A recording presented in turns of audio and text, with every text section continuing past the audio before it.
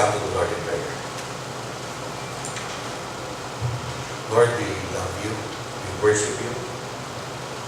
O Holy Spirit, illumine us as we open your word. Empower us as we apply thy truths in our daily lives. In Christ's name. Amen.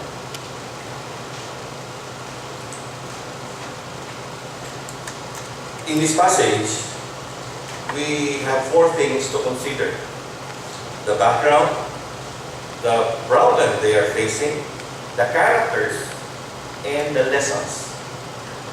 Let's start with a little background. Moses led the Israelites out of Egypt, out of slavery. And more than 600,000 men came out. The women and the children during the time, they are not counted. So, one Bible scholar would say about 2 million people came out of Egypt. Can you imagine the many people coming out of Egypt? 2 million. And then from Egypt to the Promised Land, ideally, it would take them about 40 days of walking. Ideally. But because of their hard hearts, because of the hardness of their hearts, the 40 days became 40 years. And now they were in the wilderness. And they encountered a big problem. In the wilderness, no water. If there is water, very bitter water. No food. So much complaining. Many would like to return to Egypt. Moses was the leader. Joshua was his assistant. Then came one of their biggest problems. They were attacked by the Amalekites. And these attackers have no mercy. Now, who are the characters here? Well, let's start with Amalek. Amalek was Esau's grandson. Now, who was Esau? Esau was the twin brother of Jacob. Jacob's name was changed to Israel, and he became the father of the 12 tribes of Israel. Okay? Moses was about 80 years old when the Lord told him. Can you imagine at 80, God calling you, go to Pharaoh, and I will deliver your people. 80. Wala pa akong 60. By the end of the year, I'll be 60. I cannot imagine myself at age 80 and God calling me to go there. So at this point, maybe Moses was about 85, more than 80. Aaron was Moses' older brother, maybe about 90 years old, or even more. Now who is Hur? Now here we see his name. After this, you don't see his name again. According to Josephus, a Jewish historian, Hur was the husband of Miriam. Now who was Miriam? Miriam is the older sister of Moses. Okay, can you picture these three guys praying in their 80s and 90s, lifting the staff by Moses, and then the two of them holding each hand of Moses, lifting their hands up to pray? If there's a camera there, maybe it's an amazing picture. Joshua was Moses' assistant, who would later replace Moses as the leader. Now, let's go sa main part, the lessons. In life, we have difficulties.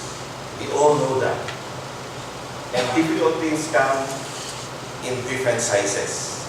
Small, medium, large, extra large. What do we do?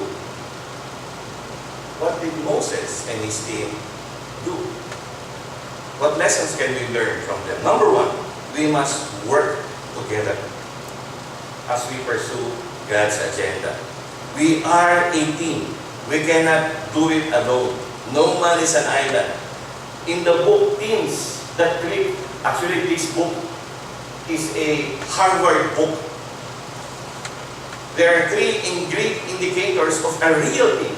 We thought sometimes we have a real team in our church, in our family, but actually we just have a working group. A real team has three indicators: commitment, competence, and common goal. Whether you have a business or you are a leader of a church, you need team members who are committed, who are competent, they have something to contribute, and who are focused on a common goal. If your team members do not have this, sorry, then you have to change them. Because they will not be good members of the team. A simple meeting and they won't come. They would give excuses. We can question their commitment. Here in verse 10, Moses, Aaron, and Hur on top of the mountain praying, fighting on a spiritual level as a team. While Joshua is fighting the physical battle. The three ultra senior citizens with the lifted hands storming the heavens, asking and claiming victory. Now remember, the Amalekites were seasoned fighters. Remember, Esau was a hunter. Joshua, his name means Jehovah is salvation, was leading a bunch of what? Undisciplined slaves who came out of Egypt. No discipline whatsoever. They were complaining left and right. They want to go on. And then Moses said, build a group, build a team who would fight while we pray. It's like the best NBA players against the side street boys of Ermita.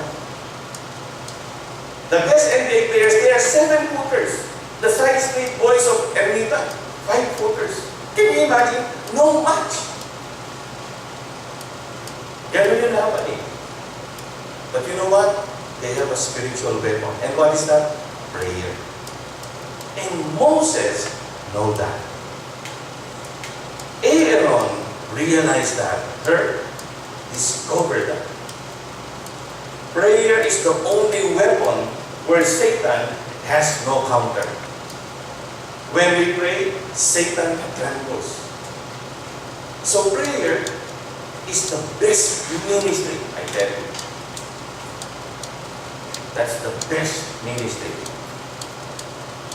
We have an Almighty God. Not just a mighty God, Almighty God. The Word of God said, He is the God of all flesh, and nothing is too difficult for our God. With God, you don't lose. You always are on the winning side.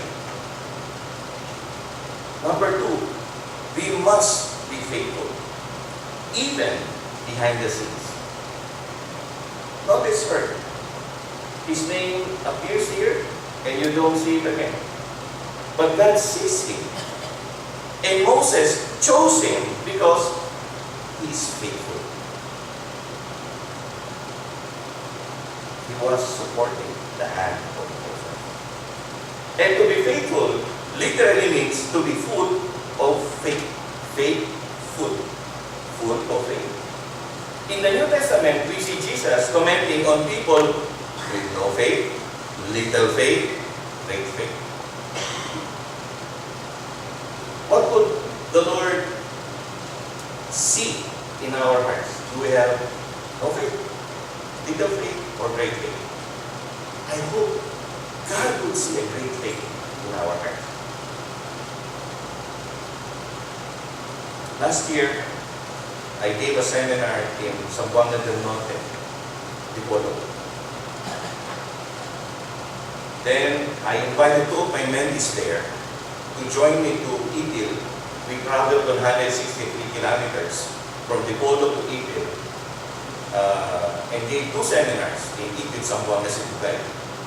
Then after the two seminars, I asked them, would you like to join me to go to Zamboanga City?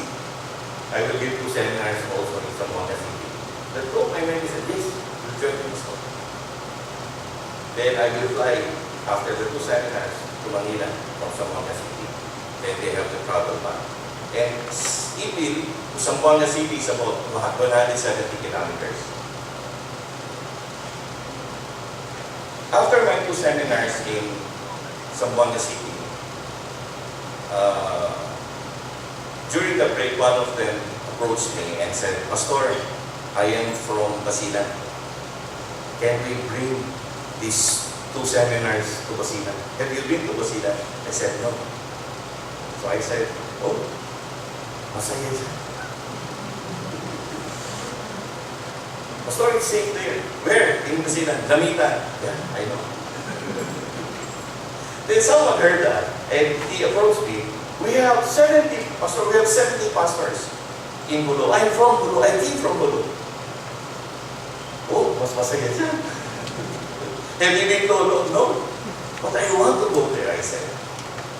Let's pray. So that was last year. December of 2016, I got a text from two of my mentees and said, Pastor, they are waiting for you in Basilan and Bulo. They are serious. Yeah, let's pray. Let's pray. I told my wife about it when I arrived from Zamboanga. And I told her I have an invitation. My wife said, no way. You can do seminars in Luzon, Visayas, and some parts of Mindanao, but not in Bulo. Not in Basilan. That time, we were viewing the news, and there is fighting and kidnapping in Bulo. You see? My wife said, oh, let's just pray. January, I informed my wife, they are ready. You know what? My wife said, let's pray. So the Lord has changed the heart of my wife. I will not go there without my wife's permission. See, we are here. And I have asthma. I have to ask my wife. If God would send me there, I know Annie would release me. And that God will work in her heart as well. Pray for me. Lord willing, September, I'll be going there. Lord willing. But there is Marshall, and there is Maoke in Marawi. Kaya malayo, Basilan nyo, malayo din ang Bulo. But I'll go back. I need prayer warriors. I need faithful prayer warriors. Like her. You do not know these prayer warriors, but they are praying. We need a lot of that. And thank you, Jaya. Thank you, GDC. Many are praying for me. By God's grace, I finished 45 projects since January. I gave my report. And by His grace, by His leading, I have equipped more than 900 pastors from more than 400 churches. And I praise God for that. And you are a part of that because you prayed for me. And I am your missionary with Ali, and you are supporting us. Thank you so much. And God sees that, even though behind the scenes. Let's review. Number one, we must work together as a team as we pursue God's agenda. Number two, we must be faithful even behind the scenes. And number three, last point, we must be worshipers, even worshipers of our great God. Notice verse 15. And Moses built an altar and called it what? The Lord is my banner. The Lord is my victory. Jehovah Nissi. Moses celebrated the victory by building an altar, not throwing a party. And the altar was built to worship God. And he named the altar, God is my victory. A.W. Tozer wrote, we were created and saved to be worshipers of the Most High God. When did you come to know the Lord? For me, 42 years ago. For some of you, even longer. You were created and saved for a purpose. Number one is so that you will be worshipers of the great God. Not just doers, but number one, worshipers. God is a jealous God. He cannot tolerate any rival. He desires worship from us. In John chapter 4, 23 and 44, it says that He is seeking true worshipers until now. It's not everyone who comes are worshipers. He looks at our hearts and sees who are the real worshipers. It's not just attending a worship service. It's really worshiping God. And Sunday is a gathering of worshipers. So every day should be a day of worship. Every day we worship God on our own time. And on Sunday, we celebrate God.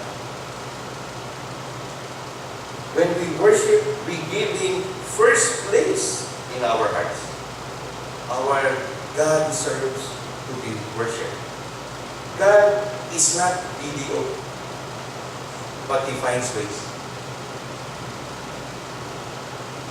God is not SM, but He's got it all for you. God is not Nicometan, but He gets you going. Every morning, I wake up, thank you, Lord, I'm still alive. I love you, Lord. God is not persona, but He will never let you down. God is not Metro Bank, but in Him, you're in good hands. What an amazing God we have, you see. Honor God, and God will honor us. That's the key. Are you going through a difficult situation now? Do you have health issues? I do. Do you have financial setbacks? Financial problems? Do you have a problem with your spouse? Are you the problem of your spouse? Do you have a problem with your children? Do you have a problem with your spiritual life? We can face any difficulty with God. Like Moses and his team, we need to pray. As a team as well. We need to be faithful to Him. And we need to worship Him. Someone said, don't tell God how big your giants are. Tell your giants how big your God is. When Annie said, please, Lord, don't go to Holo. You can go anywhere else, but not there, and also Pasina. Then I remember the story I read. A Christian worker was being hunted, and the hunter's desire is to kill him. He went up to the mountain and he was being trapped by this killer. Because of the husband, he's being hunted. He was so tired already. And he saw a small cave inside, and he went inside. He crawled inside. And he said, Lord, I want to see you now. Take me now. Or He will kill me. I know He will kill me. I am ready, Lord. I want to see your face. But if you have better plans for me, protect me. I was sharing this to Annie. You know what? God had better plans. God has better plans for him. And God sent hundreds of spiders. And at the mouth of the small cave, the spiders formed a web. Very thick web. And when the enemy passed, he said, "Oh, no one is here, let's go down." He lost him. When he came down the mountain, he wrote, "With God, a spider's web is like a wall." With God. Without God, a wall is like spider's web. So I was sharing that time. And my wife said, "Ang ganda ng web. Oh, will you permit me now?" Ayoko pa rin. How well do we know our God? Well, I know it's a process. But if we know God, we can accomplish much better. Let's pray.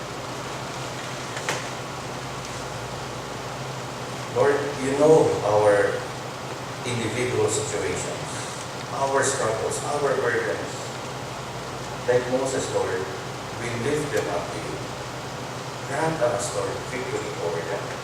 We love you, Lord. We worship you. You deserve all glory and honor. Amen. And amen.